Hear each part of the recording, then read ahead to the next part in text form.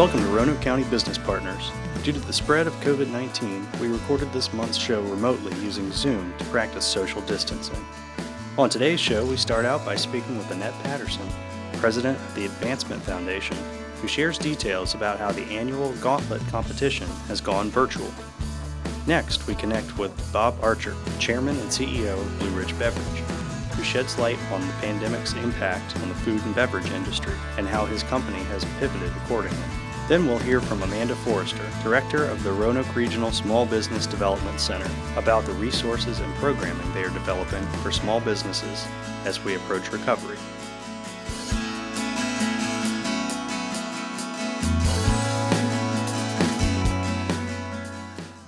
Hi, I'm with Annette Patterson from the Advancement Foundation. She's here to tell us about the Gauntlet and how it's adapting to COVID-19. Thank you so much for being here with us, Annette. Thank you for having me, Amanda. I really appreciate the opportunity. So from what I understand, as of March 13, the annual Gauntlet program for entrepreneurs has gone virtual. Can you tell us about that process and how the Gauntlet is going today? We made the decision to move to a virtual platform, for everybody's health and safety. Not sure, we weren't really sure at that point where things were going, but it was Friday the 13th. So we started working on getting that information out that Friday in preparation for our class the next Tuesday, which was St. Patty's Day. And it's been amazing. I mean, our entrepreneurs have done such a great job pivoting. Some of the benefits that have come out of this experience really is we've been able to connect entrepreneurs across the entire region who are interested in starting like businesses. So they're not competing because they're in different areas, but they've been able to work through in work groups. It sounds like you have some really great partnerships going on. All the wheels keep rolling. So I understand that business plans were rolling in this week. What are the next steps for Gauntlet participants? That's so exciting. So we are working across, of course, Roanoke counties where we started in the town of Benton. And we have now included Roanoke City, Botetourt County, Allegheny County, and Rockbridge County, and all the cities and towns in between. And so each of those areas has their own set of judges, and they'll review their own business plans, the businesses that are going to settle in their area. And then they will score them based on a rubric that we give them. And once those scores come in, we will pick the top 4 probably from each area. And then we'll sprinkle in there those that had the next highest tier scores to do pitches. And of course, all of our pitches are going to be online this year, which is going to be super cool. So that's really exciting. And, I think we've got such a diverse group of businesses. And Roanoke County, I mean, we've got a woman who is making hemp paper. So hemp, of course, is a hot idea right now. A lot of businesses are focusing on CBD. We've got companies that have come through the Gauntlet that were focused on CBD. This year, we're seeing a lot more focus on product, so producing with seed and fiber for hemp. So we've got just some really neat businesses. So what does the timeline look like for the Gauntlet participants? I know you guys usually have an in-person award ceremony. Can you tell us a little bit about what you have planned for that? We will be doing a virtual award ceremony. We're looking at the end of June. So originally our graduation and award ceremony was going to be in mid-May, but we're pushing it back a little bit. We're going to be doing some really cool things. We'll be pre-taping some folks talking about the Gauntlet experience. We'll be pre-typing some of our key sponsors like State Farm, and they'll have an opportunity to say some things. We are going to actually have folks do a short video, a short elevator pitch that individuals can click on. It's not going to be played. All of them will not be played during the ceremony, but they will be out there for people to look at if they're curious about, what kind of hydroponics, what kinds of things are going on. So that's amazing. And then the other thing I wanted to mention that's come out of this is we will be introducing a new technology to our companies and also our Gauntlet alumni and our Innovation Mill companies, which are the higher growth companies, which is going to be fantastic because it's a platform that will allow us to continue building these relationships, continue to have those 90-day plans so that you can incrementally build your business. So we'll be launching that, and there'll be more information about that during the award ceremony. But that is, that's super exciting to be able to roll out something like that during the ceremony. So as we wrap up, before we go, I was wondering if you could share any words of wisdom for small businesses and entrepreneurs who are going through this pandemic with us. The most important thing that entrepreneurs can remember is that they're not alone. There is a whole network of entrepreneurs out here that are supporting each other, that are sharing ideas, that are helping people process through issues they're having.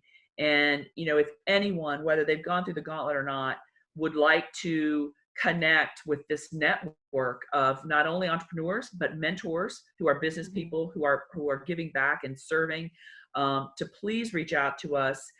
They can go to our website and connect with us that way. We will be launching this platform, and so they should watch our website. Once we launch the platform, they can join the network and they'll be a part of all these conversations. Right now is one of the greatest opportunities we will ever have to innovate and to create new ways of thinking, new ways of being, new ways of solving problems, and innovating current products to be even stronger and better.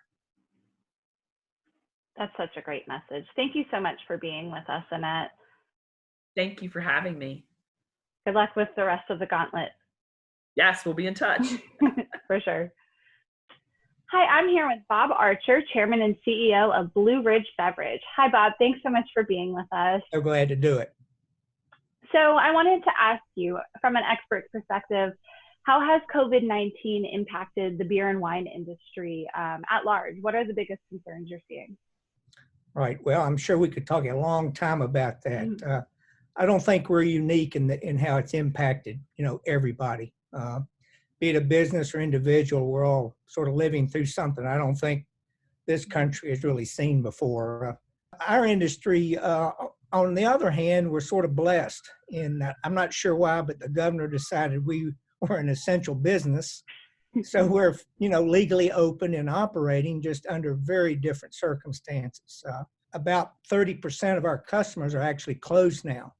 Think of restaurants, bars, any venue like, the baseball games that served our beverages are now closed, though some of them are allowed to sell, to-go food, and they can have some exemptions from the state allowing them to sell beer and wine to go. So there's a little bit of that going on, but you can just imagine the impact economically with all those companies. It's about 1,200 for us. Are just not operating. And if they are, it's on a much smaller scale. I'm very concerned about our craft beer and smaller breweries. Quite frankly, all of their tap rooms are closed, and probably don't have the resources the big guys do, to survive this. So very concerned about a number of them. But, it's been a little bit of a learning curve, but people are getting used to it. The hardest thing I see, just hard to get people to stand 6 feet apart. So what does 6 feet look like, right? Yeah. Can you tell us a little bit about how Blue Ridge Beverage is pivoting to accommodate those supply chain needs during the pandemic? Well, as you can imagine, all of our business has shifted to what we call the off-premise. That's your grocery stores and your convenience stores. All those accounts that sell our products to go, so to speak. Volume through those channels have increased to where in most of our 4 divisions, we're actually even or slightly up for the year, which is amazing in total volume.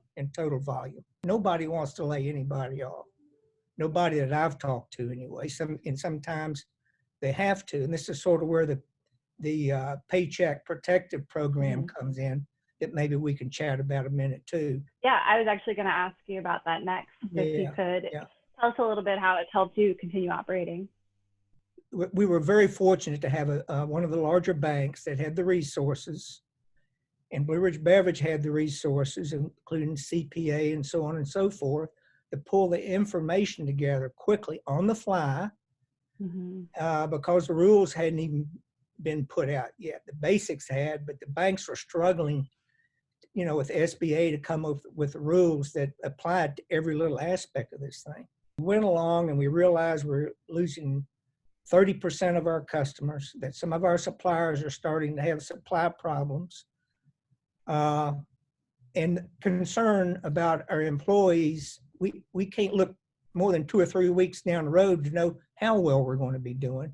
We did go ahead and apply for the loan. I think it was April 8th when we finally got it. It's 60 pages long. That's why I'm not really joking when I say a really small company, it's harder for them. And I don't think all the banks were totally focused on really helping those really small people. I hope the second round, just me talking here, a little easier for them to access, because they're the ones that probably need it even worse. That's just my opinion.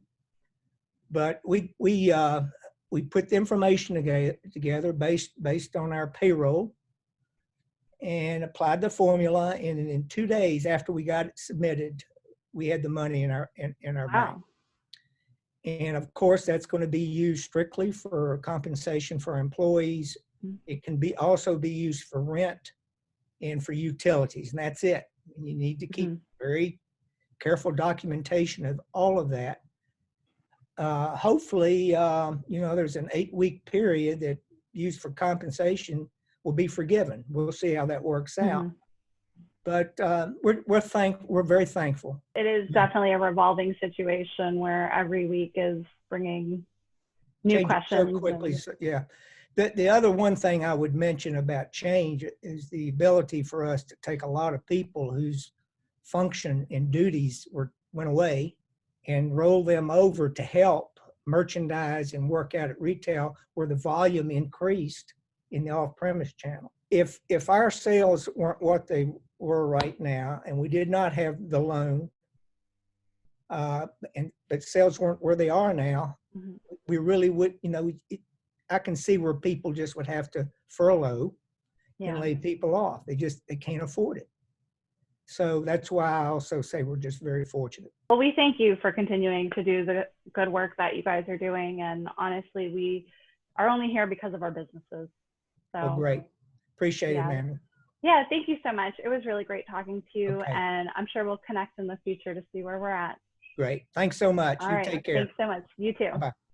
Introducing lynda.com. Lynda.com is available for free to anyone with a Roanoke County Public Library card. Train your workforce, pursue career goals, learn in-demand job skills, or learn a new hobby. This resource is perfect for individuals, small businesses, and large corporations looking for free, effective, and convenient learning opportunities. Sign up today for unlimited learning and expert-led training. If you already have a library card, you may register to use lynda.com from any computer by visiting Roanoke County Public Library's website and clicking on the lynda.com link. If you need a library card to get started, stop by any Roanoke County Public Library location. I'm here with Amanda Forrester, Director of the Roanoke Regional Small Business Development Center. Hi, Amanda. Thank you so much for being with us. Wow. Thanks for having me. So I'm sure I don't need to brief you on everything that's going on. Can you tell us a little bit about how the SBDC has been navigating the pandemic and what you guys are doing right now? Sure, absolutely. Well, once it started, and certainly once we knew our small businesses were going to be impacted, we were boots on the ground 24/7 for the first couple of weeks, really just responding to businesses who are reaching out to us, but also trying to educate and put content out around various things that could help them, specifically around financial help and the SBA financial programs that were made available. And that was really our focus in the beginning, is helping as many people as we could get those loans, understand them, know what they were to be used for, and sort of wrangle that whole facilitation of that process. And now we're a little bit on the back end of that. New funding did become available, but everyone kind of has been educated at this point and knows what they're doing and where they're applying. And so we're hosting or focusing right now on what do you do once you have the loans? Like some of them are forgiven, and what do you need to track and document, and how do you calculate those forgiveness? So we're working really hard right now on that process as we start to look at our small businesses reopening. We're waiting on our guidelines from the governor, but we also can start having those conversations now with our businesses about what does that look like and what do you need to keep in mind. So all of our programming, Zoom sessions that we're having, and even starting to take our one-on-one appointments in that direction to have folks thinking about what that means for them. What does it mean for the customer experience? What does it mean for their revenues? And what are the things that they need to take into consideration as they're looking at the rest of the year? That makes a lot of sense. So you mentioned a few resources and programs that you're doing. Can you share a little bit about any of the ones that are coming up for our businesses? We are hosting a reopening mask-friendly Zoom session, and it's going to be a casual call that all businesses can call into, and we have a panel of resources from the health department, as well as some industry experts to really have an open conversation around what does reopening look like from a safety perspective, as well as from the customer experience perspective. And then we have a great little graphic that businesses can download and put in their window that they're mask friendly if they'd like to do that. We know that our brick and mortar businesses are going to be opening with coronavirus still with us. So what does that look like, and how can they ensure that people who want to take extra measures are welcomed into their shops or services? We're offering a session for folks who have received funds from the Paycheck Protection Program and how to calculate their forgiveness and what to think about as they go into their 8-week period of when to use those funds. So that's really on par for this week. And then next week, we'll start turning to some additional resources and Zoom sessions that are specific to reopening around the governor's guidelines and things like that. It's really one day at a time. I feel you on that one. So with that in mind, I know, like you said, everything's one day at a time. Do you have any words of wisdom that you could share with business owners about how to navigate the next couple of days, weeks, or months as we see this through together? For sure. I think the biggest thing is to connect with someone, connect with other businesses, other business owners, other people in your industry. Reach out for assistance through us at the SBDC. We're here on the other side to talk to you just like this. You can schedule an appointment with us from our website, and just to have conversation. It doesn't have to be for, I need to solve this specific problem. It's really important to stay connected right now and to know that we are, as much as people are sick of hearing it, we're all in this together, and we all have tips and ideas, and we just need to be talking and sharing them. And that's really our focus. We're not the experts by any means in any one specific area. So it's about creating conversation and inviting folks to participate in that and give back to their community. Even just one little simple tip, right, can be very helpful for so many other businesses. That's awesome. I love that messaging. So for people who are maybe looking for more resources, where can they find more information? I assume on your website or social media? Yeah, website and social media. Our website is roanokesmallbusiness.org. Lots of resources there. You can also schedule time with us there and register for any of our Zoom sessions that are coming up. But you can also find us on social media. On Facebook, we're Roanoke SBDC. And we also have a great Instagram presence at RR SBDC for Roanoke Regional SBDC. We're updating Instagram and Facebook daily, so stay tuned there for sure. Great. Well, thank you so much for being with us. I really appreciate it. Amanda. Thank you. Thank you. Thank you for joining us for Roanoke County Business Partners. If you have any questions about this show, want to start a business, or need business assistance, please contact the Roanoke County Economic Development Office at 540-772-2124 or email Jill Loop at jloop@roanokecountyva.gov, or you can always visit our website at yesroanoke.org.